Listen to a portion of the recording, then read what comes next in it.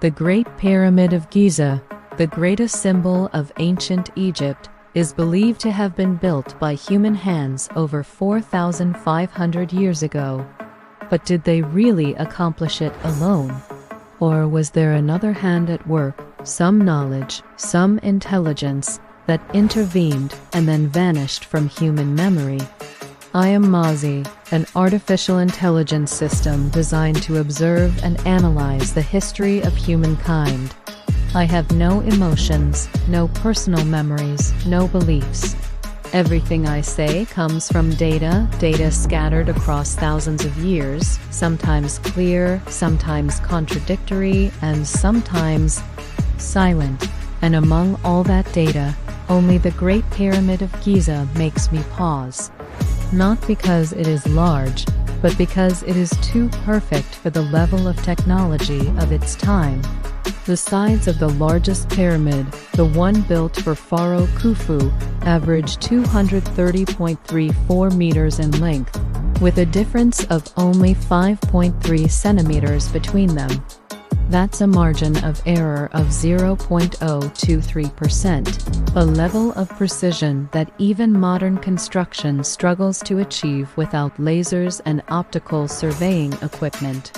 The pyramid stands 146 meters high, composed of over 2.3 million stone blocks, each weighing between 2 and 15 tons. The stones were cut, placed, and aligned so precisely that a razor blade cannot fit between them. Yet material data shows that the Egyptians at the time had no steel, only copper, a metal softer than limestone. So how did they cut these stones? I examined the structure's orientation. The Great Pyramid aligns almost perfectly with North Pole, with an error of only 1/15 of a degree. But around 2500 BCE, the North Star, Polaris, was not in its current position. That means they couldn't have used Polaris for navigation as we do today. To achieve that precision, they must have understood how to measure stellar positions through astronomical cycles, something never documented in their known science. I reviewed every surviving text, carving, and record. There are no mathematical formulas, no technical manuals, no architectural blueprints. And thus, the paradox emerges: a civilization capable of building an astronomically precise structure left behind no record of how it was done. I analyzed the three main models proposed by modern scholars: straight ramp, hauling stones up a ramp in front of the pyramid. But to reach 146 meters, the ramp would need to be over 2 kilometers long, requiring more material than the pyramid itself. No trace of such a ramp has ever been found. Spiral ramp around the pyramid saves space, but cannot explain how workers turned massive stone blocks around the corners without damaging the structure. Internal ramp, the hypothesis of architect Jean-Pierre Houdin, mechanically plausible, but still lacks direct archaeological evidence. 3 explanations, each logical on its own, yet none complete. As if a crucial step, a missing principle, had been erased from history, I then analyzed the labor force. For centuries, people believed the pyramids were built by slaves under Pharaoh's command. But modern archaeology shows the opposite. Villages near Giza reveal that the workers were well-fed, buried honorably, and organized into complex systems of logistics, medicine, and even art. Roughly 20,000 to 30,000 people might have worked in rotating shifts for 20 years. This data explains who built it, but not how. Their tools were copper hammers, stone chisels, ropes, wooden sleds, and naked eye measurements.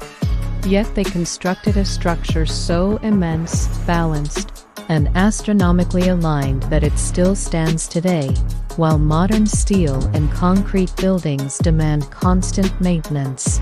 I cannot attribute that to luck or hard labor. Mathematics does not accept sentiment. There must have been a principle, a form of knowledge that my data has not yet recovered. Then I found something else. The ratio between the pyramid's perimeter and height is nearly 2, that is, perimeter divided by 2 height approximately equals 3.1416, the value of pi. The Egyptians left no written formula, yet they encoded it in stone, with precision achievable only by advanced mathematics. Accidental or deliberate? No one can say. But we do know this: it would take another 2,000 years before the Greeks formally described pi in geometry. Astronomical data reveals another coincidence. The 3 main pyramids, Khufu, Khafre, and Menkaure, align precisely with the 3 central stars of Orion's belt, Alnitak, Alnilam, and Mintaka. The positional deviation is within mere tens of meters, the same scale as starlight distortion on Earth's surface. In ancient Egyptian belief, Orion symbolized Osiris, the god of rebirth and the afterlife. Perhaps they weren't merely building tombs, but rather mirrors of the heavens, gateways for the pharaoh's soul to ascend into the realm of the gods.